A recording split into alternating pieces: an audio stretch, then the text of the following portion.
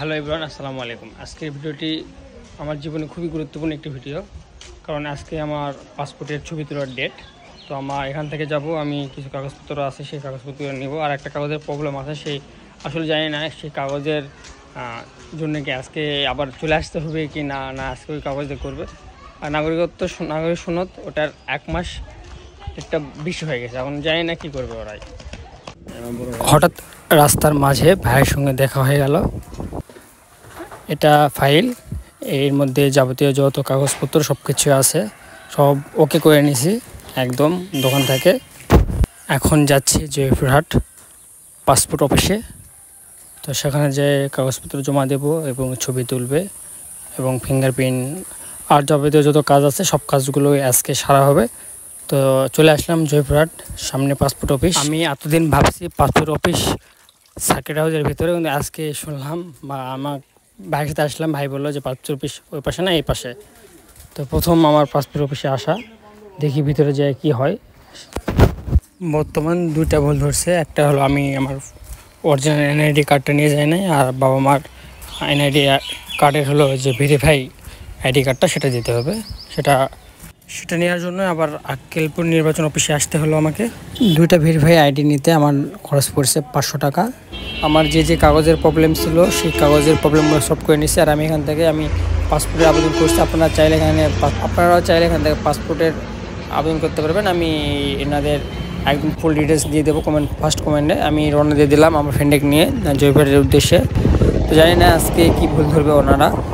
In total যেসব কাগজের problem ছিল সবগুলোই আল্লাহর মধ্যে সব করে নিছি। ভোটার আইডি কার্ডের সমস্যা ছিল, সেটা ভোটার আইডি কার্ডের সমস্যাও সমাধান করছি। যাচ্ছি জয়পুরহাটে, জানি না আজকে কী হবে। আমরা পাসপোর্ট অফিসে পৌঁছে গেছি, এখন ভিতরে যাবো, ভিতরে যে কাগজপত্রগুলো দেখাবো, তারপরে দেখি কি হয় আর কি। আজকেও একটা ভুল ধরছে। গতকাল বলেছিল যে বাবা মা শুধু ভোটার আইডি কার্ড ভেরিফাই লাগবে, আমারটা লাগবে না। আর আমি নির্বাচন অফিসেও শুনছি যে তোমারটা লাগবে না, কিন্তু এখানে একটা ভুল ধরছে। আজকেও ভুল ধরছে, যেটা বললাম আমার ভোটার আইডি কার্ড ভেরিফাই নিয়ে যায় নাই, আর মায়ের নামের একটু প্রবলেম ছিল। আমারটা দিয়ে আছে রাশেদা আর আমারটা আছে আশেদা।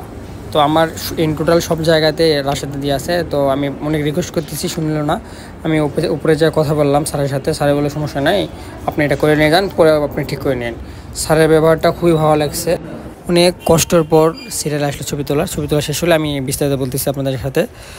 এখন আপনাদের সাথে একটু বিষয়গুলো ক্লিয়ার করি। অনেক কষ্টে কাজটা কমপ্লিট করলাম, বহুত ধোকা গেল। আসছিলাম 11টার দিকে, কাজ শেষ হলো 2টার দিকে, তাও হতো না। অনেক কাহিনী আছে, সেটা সব বিস্তারিত বলবো। এতদিন পাসপোর্ট অফিসে মানুষের মুখে শুনেছিলাম যে আসলে একবারে কোনো কাজ হয় না। আসলে আমি স্বীকার করলাম, আমি প্রথম দিন যেদিন গেছিলাম সেদিন আমাকে বলেছিল যে তোমার বাপ মার আইডি কার্ড ভেরিফাই লাগবে এবং তোমার ভোটার আইডি কার্ডের অরিজিনালটা লাগবে।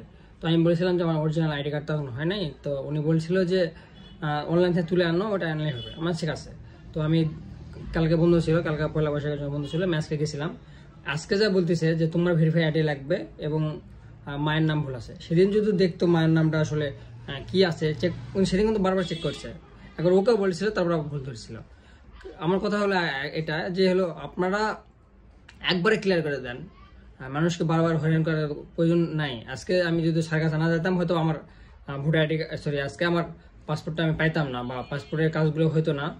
আজকে যে ইন টোটাল ছবি তোলা সব এভরিথিং কাজগুলো শেষ হলো, আমি এটা হতো না। কেন ভাই, আপনারা নিজেরা একবারে ক্লিয়ার করে দেন মানুষকে, যেন মানুষকে এরকম বিভ্রান্তের মধ্যে না ফেলানো লাগে। আল্লাহ হাফেজ, আসসালামু আলাইকুম।